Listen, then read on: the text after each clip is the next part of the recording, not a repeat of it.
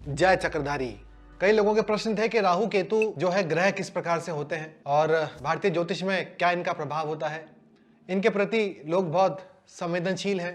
कई लोग तो बहुत ज़्यादा डरते हैं। कई लोग कहते हैं कि राहु केतु ही ऐसे ग्रह हैं जिनसे मेरा जीवन खराब हुआ। तो भांति भांति की भ्रांतियां हैं, आज उनको दूर करते हैं। इस बात से जानते हैं हम कि राहु केतु आखिर क्या चीज़ है।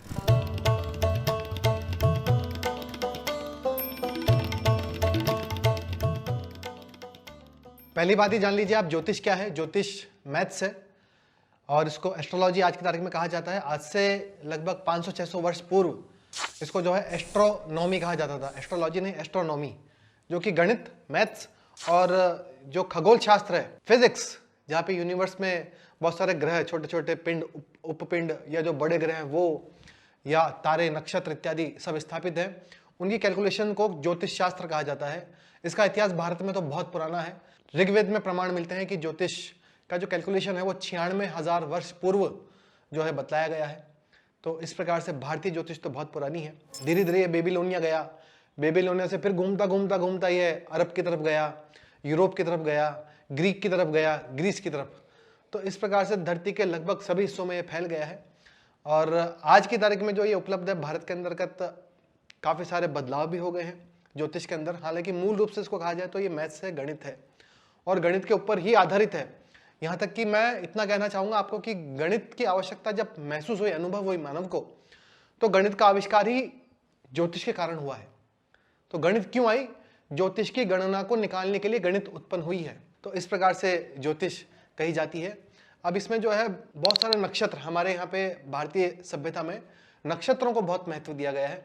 नक्षत्रों का तात्पर्य होता है तारे, स्टार्स। तो तारे क्या चीज़ है? पृथ्वी के आसपास आने वाले जितने भी तारे होते हैं या चंद्रमा के आसपास आने वाले जो तारे हैं, वे 28 तारे हैं, टोटल 28 तारे, जो इन दोनों की गति के आसपास घूमते हुए दिखाई देते हैं। तो इसलिए हम लोगों ने 28 नक्षत्र माने।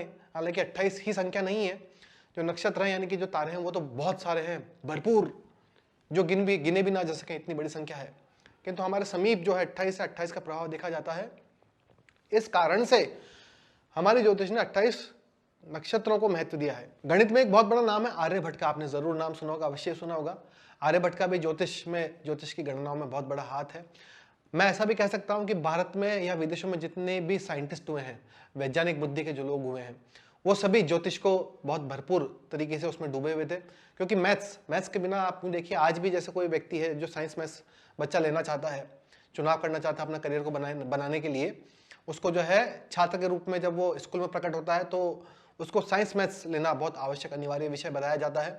तो क्योंकि एस्ट्रोलॉजी हो, एस्ट्रोनॉमी हो या पूरा का पूरा खगोल शास्त्र हो, फिजिक्स हो, यहाँ पे आपकी बुद्धि शार्प होनी चाहिए, तेज होनी चाहिए, और इसमें गणित का बहुत बड़ा योगदान है। तो मैं बात कर रहा था आर्यभट्ट की, ऋषि आर्यभट्ट की, जिन्होंने 0 दिया है, शून्य दिया है। आर्यभट्ट ने ही केवल शून्य ही नहीं दिया, आर्यभट्ट ने इस चीज की पुष्टि भी करी थी ज्योतिष के अंतर्गत कि सूर्य के ही सभी ग्रह चक्कर काटते हैं।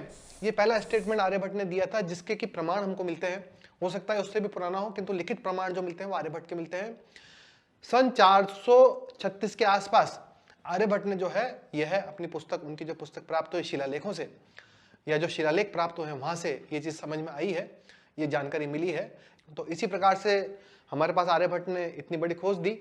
और वेस्टर्न सभ्यता मानती है कोपरनिकस को, जबकि कोपरनिकस ने ये लगभग सन 1500 में इस चीज का तथ्य प्रकट किया था।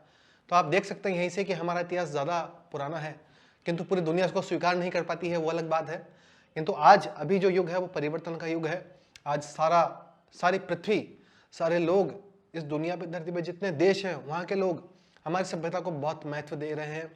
तो ये युग परिवर्तन अभी चल रहा है। तो आइए मैं आपको बताता हूँ राहु केतु क्या होते हैं। राहु और केतु, इसके स्वरूप को जानने के लिए आपने जैसा कि सोलर सिस्टम तो देखा ही है। सोलर सिस्टम में जैसे मूल भाग में, मुख्य भाग में सूर्य है और इसके चारों ओर जो है ये ग्रहों की धुरियां हैं, ये धुरी पे धुरी चलती जाती है। इसी प्रकार से ये जो चौथे नंबर की धुरी है, ये वाली सूर्य से, ये सूर्य है, सूर्य से एक हमने सूर्य का काउंट किया। दूसरी धुरी जो है बुध की हुई, बुध ग्रह की। तीसरी धुरी हुई शुक्र की, और उसके बाद आती है पृथ्वी। तो ये पृथ्वी की धुरी है ना, ये महत्व की चीज है, पृथ्वी की धुरी। इस पृथ्वी को प्राकृतिक रूप से एक सैटेलाइट मिली हुई है, उपग्रह जिसको हम कहते हैं। और हमारे पास कौन सा उपग्रह है? चंद्रदेव। तो पृथ्वी जो है जब अपने धुरी पर घूमती है, जब वो ट्रेवल करती है इस मार्ग पर, और इसी प्रकार से जो है चंद्र वो पृथ्वी की ट्रेवल करता है। जैसे चंद्र है तो हमारी जो पृथ्वी, चंद्र उसके जो है चक्कर लगाता है। इन धुरियों को जब हम अनंत तक फैला देवें तो एक बिंदु ऐसा आता है जहां पर चंद्र की धुरी और पृथ्वी की धुरी का कटाव का बिंदु दिखाई देता है। जैसे ये बिंदु और एक ये बिंदु, तो ये जो बिंदु हुआ ये राहु हुआ और ये जो बिंदु हुआ वो केतु हुआ। तो ये सदा ही, ये दुनिया जैसे पृथ्वी चलती है, चंद्र चलता है, वैसे ही सदा ही ये चलायमान है। तो ये भी मूव करता रहता है, मूव करता रहता है, अपने दोनों धुरियां आमने सामने मूव करते रहते हैं। अब ये ग्रह नहीं है, ये है छाया बिंदु ही, इसको छाया बिंदु ही कहा जाता है ज्योतिष की भाषा में, किंतु बड़े महत्व के हैं।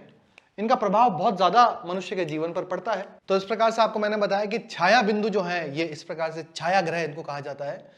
तो ये इनका कोई फिजिकल अस्तित्व तो नहीं है, किंतु एक कटान बिंदु है जो कि मनुष्य के जीवन पर बहुत अधिक प्रभाव डालता है। जब भी मनुष्य का जन्म होता है उस समय इन नक्षत्रों की अपनी एक गति और अपनी एक ध्वनि दोनों होती है। नक्षत्रों की अपनी एक गति और एक अपनी ध्वनि दोनों होती है। उसकी पूरी छाप जब शरीर के भीतर, मां के शरीर के भीतर सबसे पहले जब शुक्राणु का प्रवेश हुआ, वो पहला घटक है जीवन प्राप्त करने का। उसके 9 माह पश्चात जो भ्रूण पूरी तरह से अपना आकार लेता है और मां के गर्भ से जन्म लेता है, वो दूसरा उसका प्रभाव है। तो इस पूरे अंतराल में जब गर्भ की स्थापना हुई तब ब्रह्मांड में क्या चल रहा था, वो ध्वनियां ही, वो वाइब्रेशंस ही, वो मैग्नेटिक वेव्स ही, यहां तक कि संसार में बैठे हम लोग भी, पूरा संसार उसके स्वागत के लिए तैयारियां करता है। उस बच्चे के आगमन की तैयारी होती है बकायदा, जो जिस कारण से उस समय जो भी उपस्थित है सब कुछ वहां की पूरी एक छवि, एक रिकॉर्ड वो बन जाता है, जिसको जन्म पत्रिका के रूप में देखा जाता है। तो ये मैंने आपको समझाया। इसमें विशेष महत्व राहु केतु भी रखते हैं। ये छाया बिंदु है किंतु इनका महत्व है, यानी कि इसको इग्नोर नहीं किया जा सकता, इसको केवल ऐसे ही लापरवाही के रूप में नहीं देखा जा सकता कि इनका कुछ नहीं होगा। नहीं, ये बड़े काम के हैं, ये जीवन में बहुत प्रभाव छोड़ते हैं। इसलिए व्यक्ति को जब अपनी जन्म पत्रिका का विश्लेषण करवाता है तो ज्योतिष जो है इन सब घटकों को देखते हैं। अब मैं आपको ये बताना चाहूंगा कि जो ज्योतिष विद्या है, आज पृथ्वी पर लगभग 70 से 75% आबादी आज भी ज्योतिष में विश्वास करती है। हालांकि बीच में कुछ ऐसे घटक उत्पन्न हुए हैं या ऐसा समय आया है, ऐसा दौर आया है जब इसको साइंस से बाहर कर दिया गया कि ये केवल मनगढ़ंत विधाएं हैं। मनगढ़ंत विधाएं वो हैं जो मनुष्य ने अपनी लालच अवस्था के कारण, लालची विचारों के कारण अपने ही अनुसार कुछ नई चीजें उसके अंदर डाल दी है, जिससे उनका स्वयं का भला होता हो। उतना सब मामला गड़बड़ है, झूठ है, या वो हिस्सा गलत है। लेकिन जो गणित, जिससे पूरा ब्रह्मांड बह रहा है, जो गति चल रही है, जैसे पृथ्वी जो है वो सूर्य का भाग है, इसलिए सूर्य हमारा पिता है। इसी प्रकार से चंद्रमा जो है पृथ्वी से निकला है, इसलिए चंद्रमा को पृथ्वी का भाई कहा जाता है। इसीलिए छोटे बच्चों को भी आज भी माँ बाप जो है चंदा मामा के रूप में चंदा को दिखाते हैं। तो इस प्रकार से ग्रहों की गणित है, यह बहुत वृहद, बहुत बड़ा हो सकता है, इसकी कोई सीमा नहीं है। धरती पर जितने भी वैज्ञानिक हुए हैं वो सभी इस ज्योतिष गणित को जानने वाले हैं, इसकी गणित में रुचि रखते हैं, और गणित के साथ साथ वो अपना जो भी अल्केमी का काम करते हैं, यानी कि केमिस्ट्री का जो काम करते हैं, उन दोनों के संयोग से ही वो सफल या विफल होते हैं। तो अभी तक का इतिहास ऐसा रहा है। तो यहाँ पर जैसा जो आपको मैंने बताया वो वृहद हो सकता है, बहुत बड़ा हो सकता है। मैंने आपको प्रयास करा कि सूक्ष्म से सूक्ष्म आपको ये सूचना मैं ज्ञापित कर दूं। तो आज के लिए इतना ही। आपको लगता है कि इस संबंध में आपको कुछ मुझसे पूछना है तो आप मुझे मेरे व्हाट्सएप नंबर पर मैसेज कर सकते हैं। मेरा नंबर है 9887917255। जय चक्रधारी।